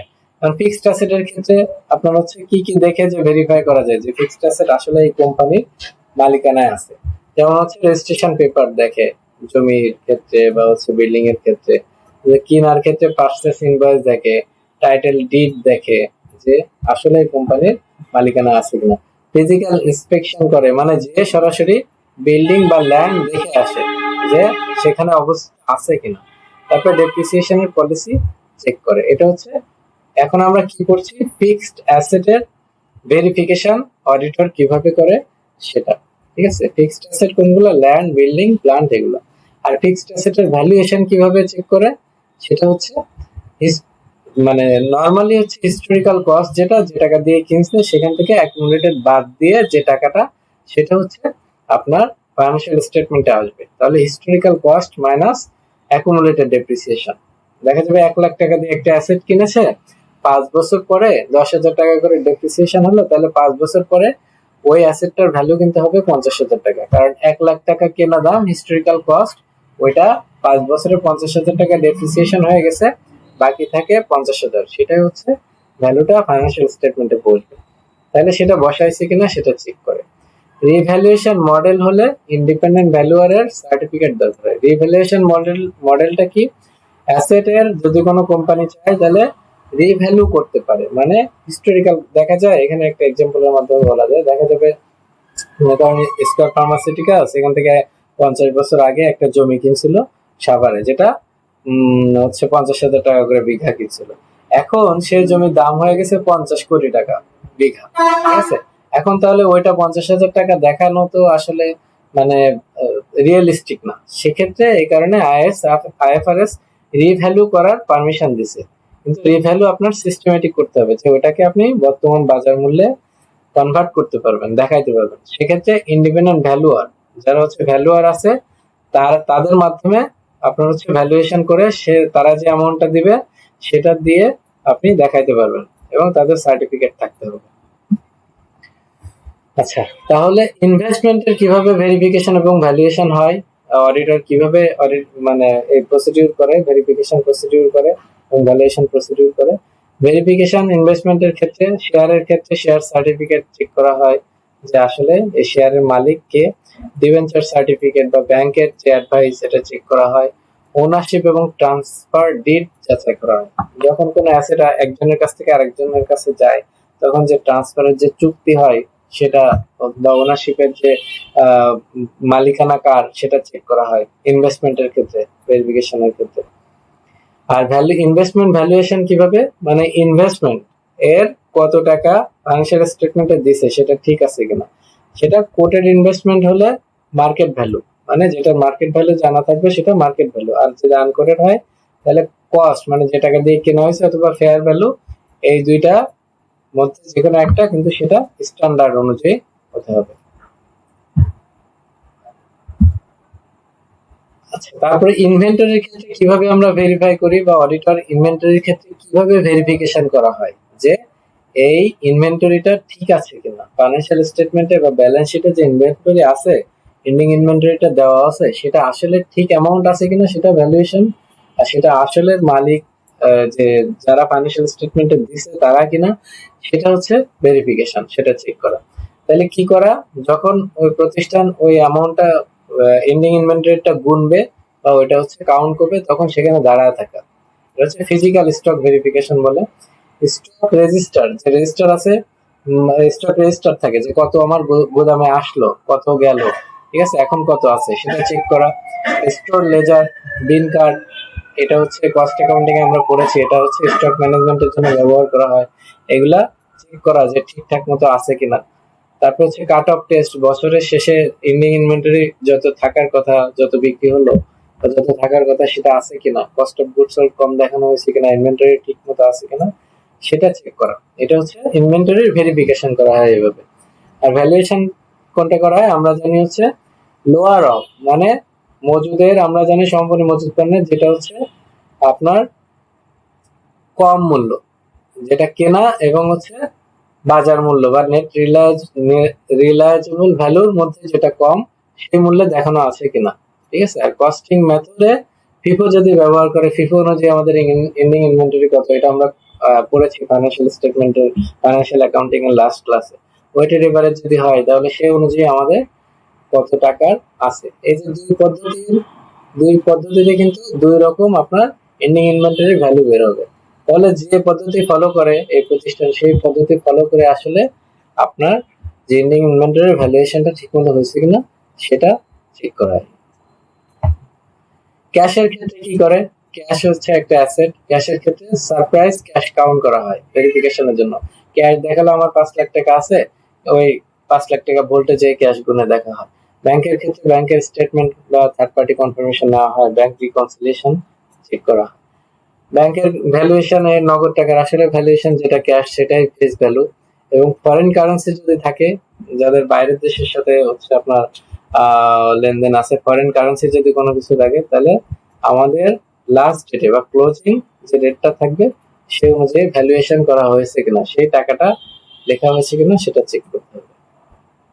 লায়াবিলিটিস এর ক্ষেত্রে আমরা কিভাবে ভেরিফিকেশন করি, বা লায়াবিলিটিসটা আসলে প্রতিষ্ঠানের আছে কিনা, থাকলে কত, বা হচ্ছে সেই জিনিসটা হচ্ছে ভেরিফিকেশন এবং ভ্যালুয়েশন। এটা অডিটর চেক করে। কিভাবে চেক করে লায়াবিলিটিস, এটা হচ্ছে অ্যাকাউন্ট রিসিভেবল। ঠিক আছে। না, এটা লায়াবিলিটিসে এখন আমরা যাইনি, অ্যাকাউন্ট রিসিভেবল এখন অ্যাসেটে আছি। অ্যাকাউন্ট রিসিভেবল এর ক্ষেত্রে কি করে, ডেটর কনফার্মেশন লেটার, মানে হচ্ছে আপনি যার কাছে টাকা পাবেন, দেখাচ্ছে আপনি টাকা পাবেন, অ্যাকাউন্ট রিসিভেবল আছে, তার কাছে চিঠি দিয়ে কনফার্ম হতে হয়।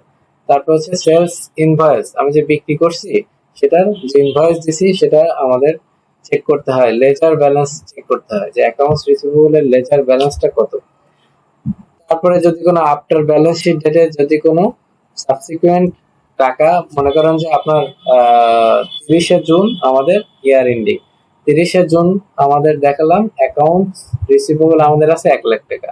এখন আমাদের অ্যাকাউন্টস তৈরি করছি সেপ্টেম্বর মাসে, বা আমরা অডিট করতে গেছি সেপ্টেম্বর মাসে অডিট করতেছি, তাহলে 3 মাসের মধ্যে অ্যাকাউন্টস রিসিভেবল এর কোনো টাকা পেয়েছি কিনা, পেলে কত টাকা পেয়েছি, এটা হচ্ছে চেক করা হচ্ছে সাবসিকুয়েন্ট রিয়েলাইজেশন, মানে ব্যালেন্স শিট ডেটের পরবর্তীতে যে বিষয়গুলো সেটা। আর অ্যাকাউন্টস রিসিভেবল এর ভ্যালুয়েশন মানে সঠিক পরিমাণ লেখা হয়েছে কিনা সেটা চেক করা হয়।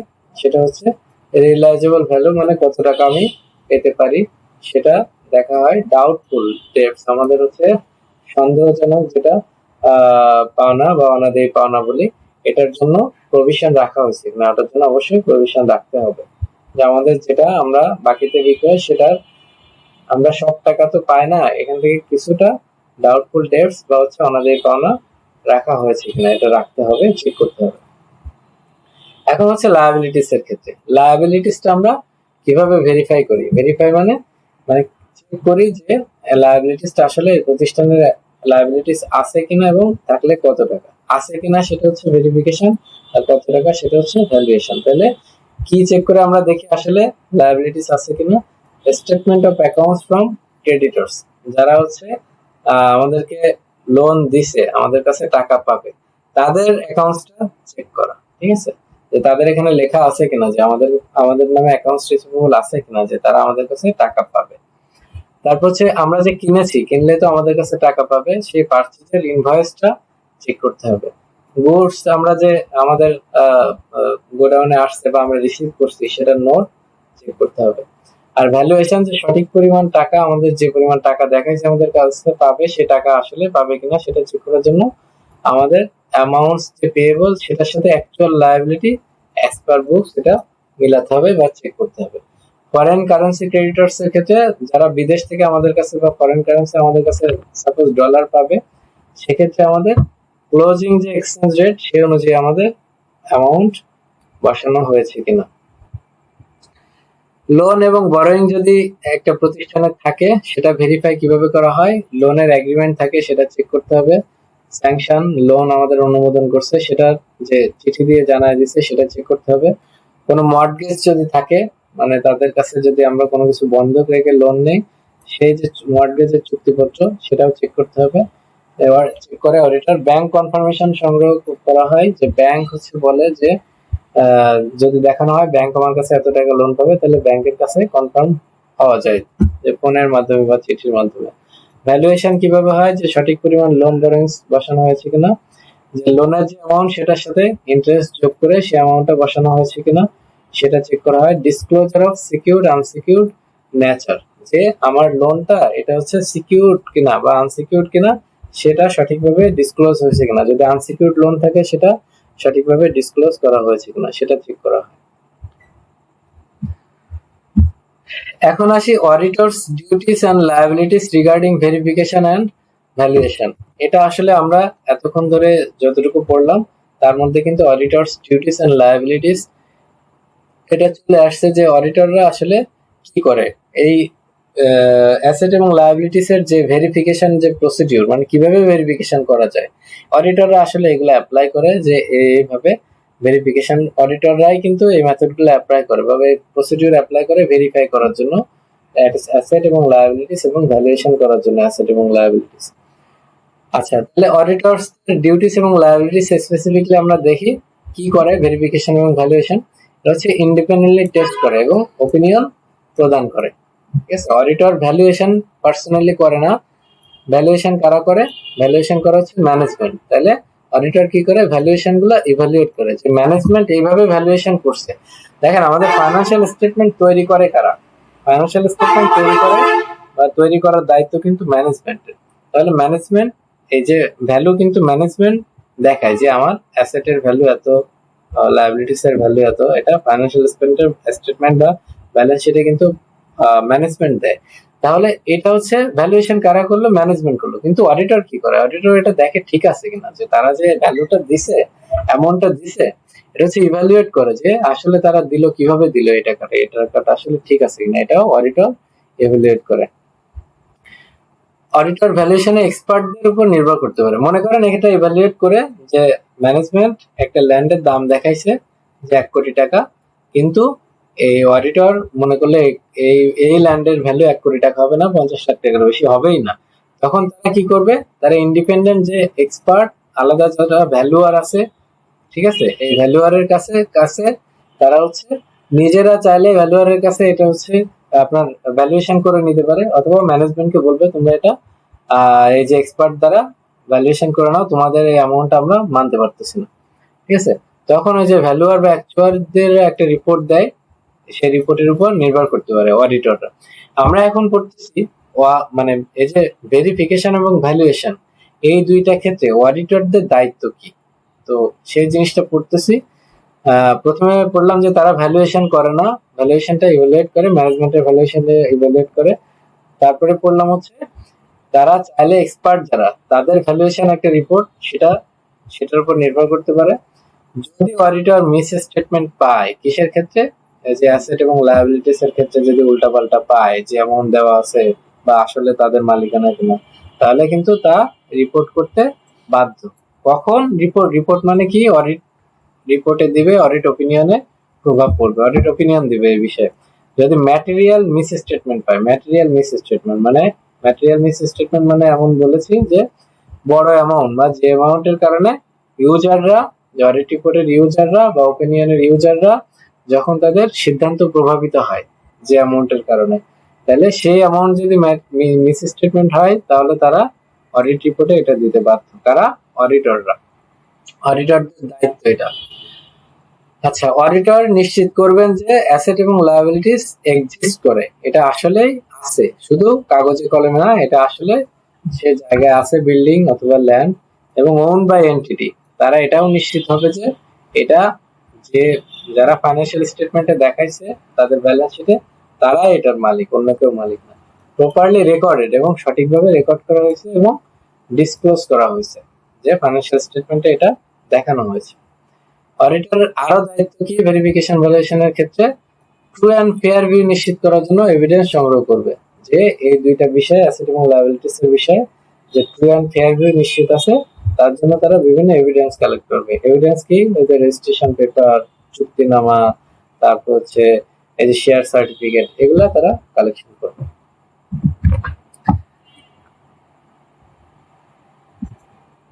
তাদের অডিটরদের আরো দায়িত্বের মধ্যে পড়ে ভেরিফিকেশন এবং ভ্যালুয়েশনের বিষয়ে অডিটরদের আরো দায়িত্ব, সেটা হচ্ছে যে ম্যানেজমেন্টের অ্যাসারশন, যেটা অ্যাসারশন মানে হচ্ছে ম্যানেজমেন্টের অ্যাসারশন, মানে ম্যানেজমেন্ট যে ফাইন্যান্সিয়াল স্টেটমেন্টে যে অ্যামাউন্টটা বসাইছে বা যে ফাইন্যান্সিয়াল স্টেটমেন্টটা তৈরি করছে ওটাকে অ্যাসারশন বলে। ঠিক আছে, ওই যে অ্যামাউন্টটা বসাইছে সেটা আসলে এক্সিস্ট করে কিনা, রাইটস এন্ড অব্লিগেশন আছে কিনা, তাদের ভ্যালুয়েশন ঠিক আছে কিনা, প্রেজেন্টেশন সবকিছু তারা টেস্ট করবে। ঠিক আছে, নিজে ভ্যালু নির্ধারণ করবে না, ম্যানেজমেন্টের ভ্যালুয়েশন ইভালুয়েট করবেন, এটা আমরা আগে দেখেছি, ডাবল হয়ে গেছে। অডিটর নিশ্চিত করবেন যে ভ্যালুয়েশন অ্যাকাউন্টিং স্ট্যান্ডার্ডস অনুযায়ী হয়েছে, এটাও অডিটরের দায়িত্ব যে তারা আইএফআরএস অনুযায়ী যে ভ্যালুয়েশন হয়েছে সেটা অডিটররা চেক করবে। এখন আমরা দেখে আসি কতগুলা এমসিকিউ, যেহেতু আপনাদের পরীক্ষা এমসিকিউ হবে, আপনারা বেশি বেশি এমসিকিউ প্র্যাকটিস করবেন, কিন্তু অডিটের ক্ষেত্রে এমসিকিউ পাওয়াটা টাফ। কারণ হচ্ছে আপনার নর্মালি এইচএসসি পরীক্ষা, এইচএসসির সিলেবাসে যদি থাকতো তাহলে কিন্তু আপনাদের এমসিকিউ প্র্যাকটিস করার জন্য এইচএসসি পরীক্ষায় আসা যে প্রশ্নগুলো সেগুলো প্র্যাকটিস করতে পারতেন, বা এমসিকিউ এইচএসসির যে কোনো অ্যাকাউন্টিং বই থেকে আপনারা ফাইন্যান্সিয়াল অ্যাকাউন্টিং এবং হচ্ছে কস্ট অ্যাকাউন্টিং এই দুইটা আপনারা প্র্যাকটিস করতে পারবেন। কিন্তু অডিটিং এর ক্ষেত্রে এমসিকিউ পাওয়াটা এটা আসলে বইয়ে খুব লিমিটেড। তবে শর্ট কোশ্চেন আছে কিছু, আপনারা যদি পারেন তাহলে ন্যাশনাল ইউনিভার্সিটির যে অডিটের বইটা আছে সেটা থেকে আপনারা এই যে সিলেবাসের সাথে মিল রেখে যে যে বিষয়টা আপনাদের সিলেবাসে আছে বা আমি পড়াচ্ছি ওগুলো থেকে দেখতে পারেন। তবে আপনাদের সময় নাই, আমি যতটুকু পড়াচ্ছি এই পিডিএফটা আপনারা ভালো করে দেখবেন, বুঝবেন, কনসেপ্ট ক্লিয়ার করবেন এবং হচ্ছে তাহলে এনাফ আমার মনে হয়। কারণ আপনার 200 মার্কসের পরীক্ষা, তো এই 200 মার্কসের মধ্যে অনেকগুলা বিষয়, অনেকগুলা টপিক, খুব ডিপে যে পড়ার আসলে সুযোগ ওইভাবে নাই, সবগুলো বিষয় টাচ করতে হবে। এই কারণে যতটুকু দিয়েছে এটুকু পড়লে আমার মনে হয় এনাফ। তাহলে অডিট, ইন্টারনাল অডিট মূলত কার স্বার্থে পরিচালিত হয়, সেটা হচ্ছে ইন্টারনাল অডিটটা কার জন্য পরিচালিত হয়। ইন্টারনাল অডিট আমরা দেখেছি ম্যানেজমেন্টে হেল্প করার জন্য বা ম্যানেজমেন্টের দুর্বলতা খুঁজে বের করার জন্য ইন্টারনাল অডিট করা হয়। অডিটর যখন ইন্টারনাল কন্ট্রোল ইফেক্টিভ পান তখন তিনি সাধারণত কি করেন, এই যে যদি টেস্ট অফ কন্ট্রোল করে কন্ট্রোল শক্তিশালী হয় তাহলে কিন্তু সাবস্ট্যান্টিভ প্রসিডিউর কম অ্যাপ্লাই করে, এটা হচ্ছে কম অডিট প্রসিডিউর অ্যাপ্লাই করে। তারপরে হচ্ছে সাবস্ট্যান্টিভ মানে পরের পরের প্রসিডিউর। ঠিক আছে, ফিক্সড অ্যাসেটের ভ্যালুয়েশন সাধারণত কিভাবে করা হয়, করা হয় historical cost less accumulated depreciation. Fixed asset কোনগুলো, ল্যান্ড হচ্ছে আপনার ল্যান্ডের ডেপ্রিসিয়েশন হয় না, হচ্ছে ফার্নিচার বা হচ্ছে যন্ত্রপাতি যেগুলো আছে এগুলা কিভাবে ভ্যালুয়েশন হয়, ফাইন্যান্সিয়াল স্টেটমেন্টে কোন অ্যামাউন্টটা বসাবেন, যে টাকা দিয়ে কিনেছেন হিস্টোরিক্যাল কস্ট ওই টাকা থেকে ডেপ্রিসিয়েশন, টোটাল অ্যাকুমুলেটেড ডেপ্রিসিয়েশন বাদ দিলে যে অ্যামাউন্টটা হয় সেটা হচ্ছে দেখাতে হবে, ভ্যালুয়েশন সেভাবে করতে হবে। অডিটর যখন ব্যাংক ব্যালেন্স ভেরিফাই করেন তিনি মূলত ডকুমেন্টের উপর নির্ভর করেন। কোন ডকুমেন্টের উপর? ব্যাংক কনফার্মেশনের উপর। ইন্টারনাল কন্ট্রোলের উপর অডিটর সম্পূর্ণভাবে নির্ভর করতে পারেন না কেন? কারণ হচ্ছে কন্ট্রোল সিস্টেমের লিমিটেশন আছে কিছু। অডিট কমিটি এবং অডিটরের সম্পর্ক কি? অডিট কমিটি শুধুমাত্র ম্যানেজমেন্টের অধীন। ঠিক আছে, অডিট কমিটি আমরা দেখেছি, অডিট কমিটি ইন্টারনাল কন্ট্রোল সিস্টেমের একটা পার্ট, কন্ট্রোল এনভায়রনমেন্টের একটা পার্ট। এটা হচ্ছে ম্যানেজমেন্টকে, ইন্টারনাল অডিটের ক্ষেত্রে ম্যানেজমেন্টকে সহায়তা করে। অডিটর যদি ম্যাটেরিয়াল মিস স্টেটমেন্ট পান কিন্তু ম্যানেজমেন্ট অ্যাডজাস্ট না করে তবে অডিটর কি করবেন? ঠিক আছে, ম্যাটেরিয়াল মিস স্টেটমেন্ট আমি বলেছি ওপিনিয়ন যখন আসবে, ওপিনিয়নের কথা আসবে, অডিট রিপোর্টের কথা আসবে, তখন অবশ্যই ম্যাটেরিয়ালি মিস স্টেটেড হতে হবে। তখন দেখা যাবে একটা অ্যাসেট সেটা হচ্ছে 1 কোটি টাকা দেখাইছে, কিন্তু ম্যানেজ ওটা অডিটর বের করলো যে ওটার দাম আসলে 20 লাখ টাকা। তাহলে 1 কোটি টাকা হিউজ একটা অ্যামাউন্ট, 20 লাখ টাকা 80 লাখ টাকা বেশি দেখানো হয়েছে, এটা যদি আপনার ইউজাররা জানতে পারে, মালিকরা জানতে পারে, বা যারা হচ্ছে শেয়ার হোল্ডার তারা জানতে পারে, তাহলে তাদের শেয়ার বিক্রি করে দিতে পারে। ঠিক আছে, তাহলে এই ক্ষেত্রে ম্যাটেরিয়াল মিসস্টেটেড হয়েছে ওই যে অ্যাসেটের ভ্যালুটা, তাহলে ম্যানেজমেন্টকে এটা বলবে যে আপনারা এটা 20 লাখ টাকা করেন। যদি 20 লাখ টাকা করে তাহলে তারা ওপিনিয়নে কিছু করবে না, কিন্তু যদি না করে তাহলে অডিটর কি করবে, তাদের ওপিনিয়ন পরিবর্তন করবে যে financial statements do not give true and fair view. Internal কন্ট্রোলের কম্পোনেন্ট 9 কোনটি? এটা হচ্ছে ভেরিফিকেশন। কম্পোনেন্ট 5টা আমরা জানি, কন্ট্রোল এনভায়রনমেন্ট, তারপর হচ্ছে control activities, risk assessment, monitoring, এরকম 5টি আছে। ভেরিফিকেশনটা হচ্ছে ভাউচিং এর মধ্যে ভাউচিং এর মূল উদ্দেশ্য কি? ট্রানজেকশনের জেনুইননেস, যে ট্রানজেকশন ঠিক আছে কিনা সেটা আসলে যাচাই করাই ভাউচিং এর মূল উদ্দেশ্য। দেখেন, অডিট রিলেটেড বা বাংলাদেশের যে অডিটিং প্রফেশন বা অডিটিং স্ট্যান্ডার্ডস যারা সেট করে, এই ধরনের প্রতিষ্ঠান বা অডিটের সাথে রিলেটেড যে প্রতিষ্ঠান, এখান থেকে কিছু ইম্পর্টেন্ট অ্যাব্রিভিয়েশনস আপনাদের দেওয়া আছে।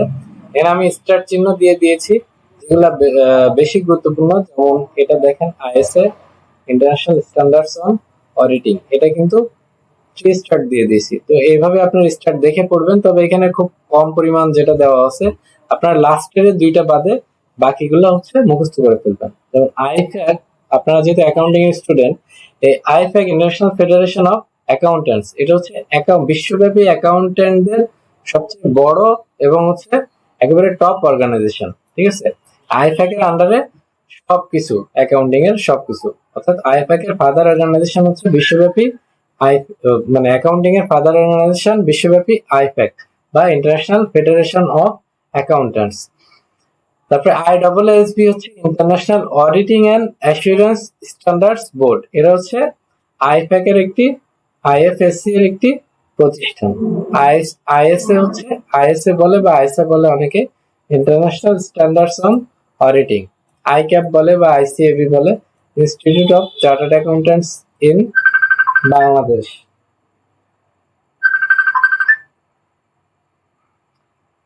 Institute of chartered accountants in Bangladesh অথবা অফ বাংলাদেশ, নট শিওর, এটা আপনারা একটু চেক করে দেখেন। ICMAB, institute of cost and management accountants in Bangladesh. FRC হচ্ছে financial reporting council. ICAEW, institute of chartered accountants in England and Wales. BSA হচ্ছে IS এর Bangladeshi version, বা হচ্ছে অ্যাডপ্ট করার পরে কিছু চেঞ্জ এনে Bangladesh standards on auditing. ISAE হচ্ছে international standards on assurance engagement.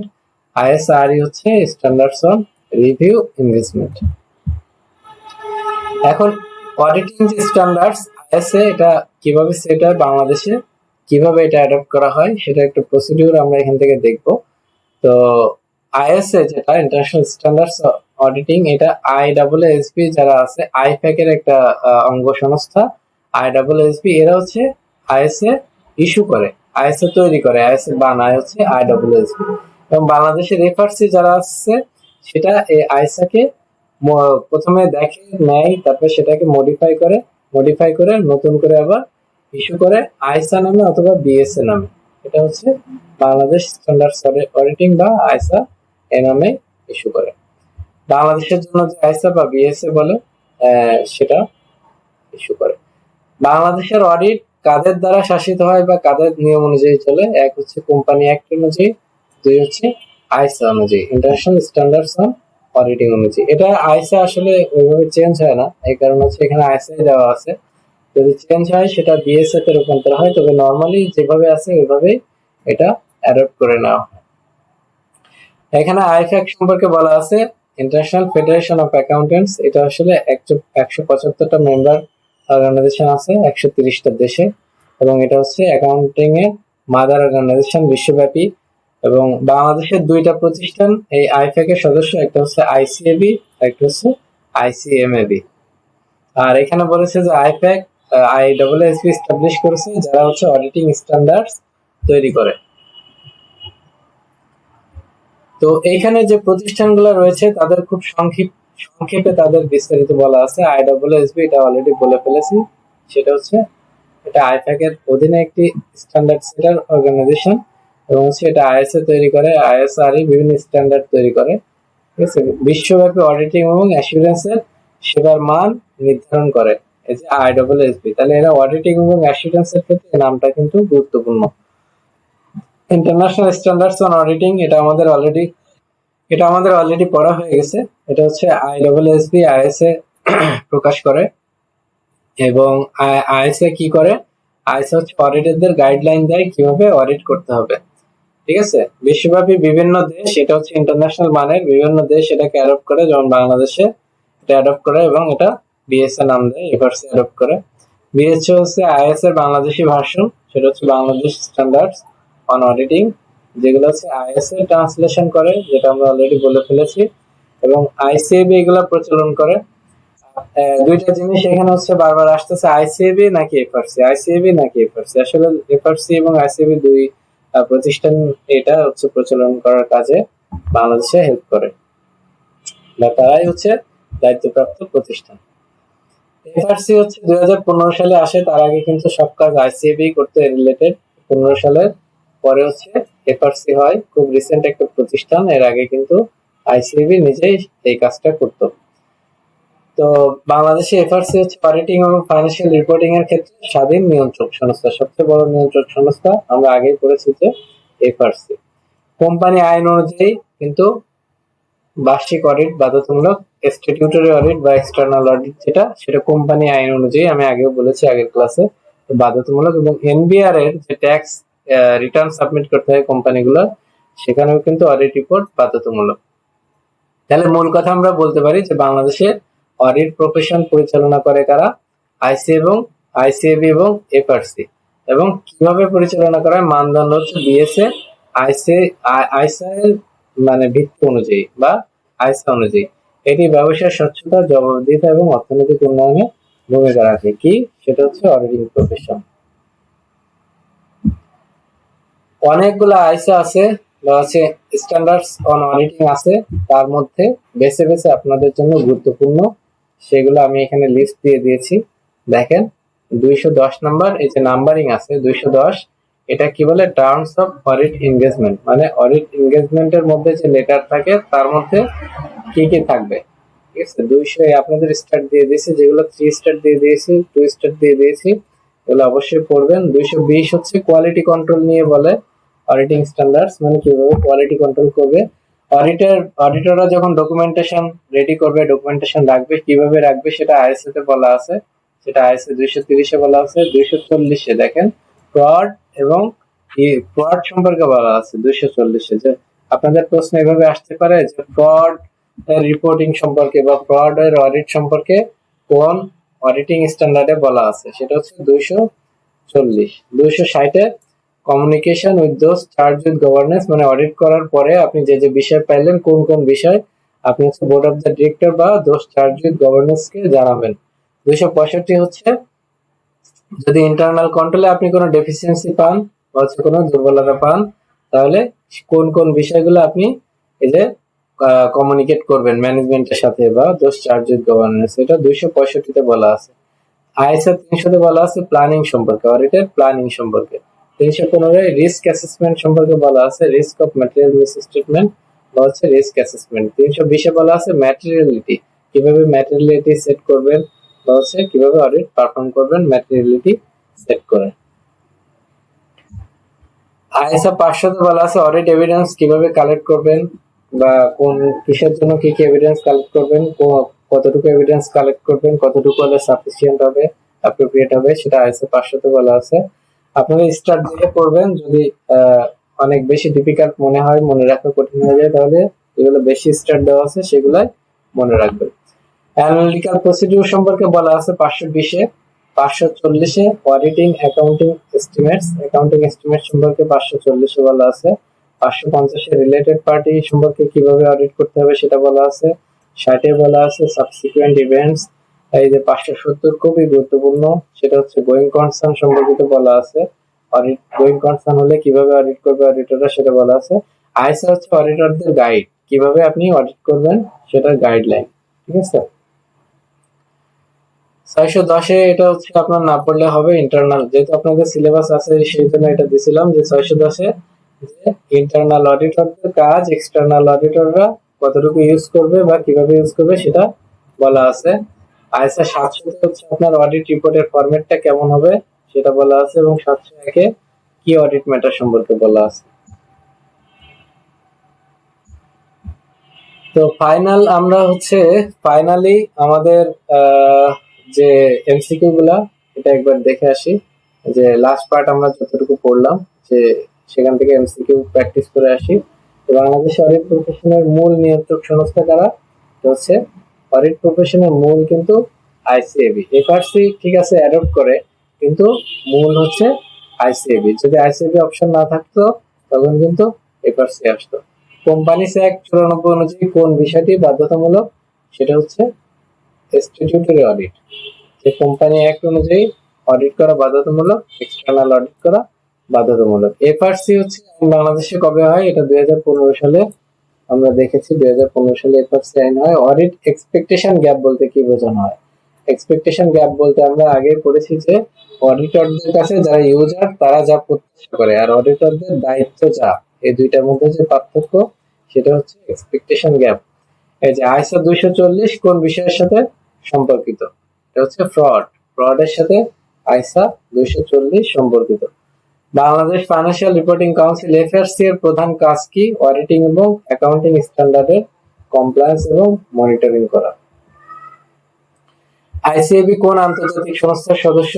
এটা হচ্ছে আইপ্যাক এর। এটা আমরা দেখেছি আইসিএবি এবং আইসিএমএবি এই দুইটা প্রতিষ্ঠান এই যে আইপ্যাক এর সদস্য বাংলাদেশ থেকে। আইএসএ 570 কোন অডিটিং বিষয় নিয়ে কাজ করে? হচ্ছে গোয়িং কনসার্ন নিয়ে কাজ করে। বাংলাদেশ অডিটিং প্রফেশনের প্রধান চ্যালেঞ্জ কোনটি? সেটা হচ্ছে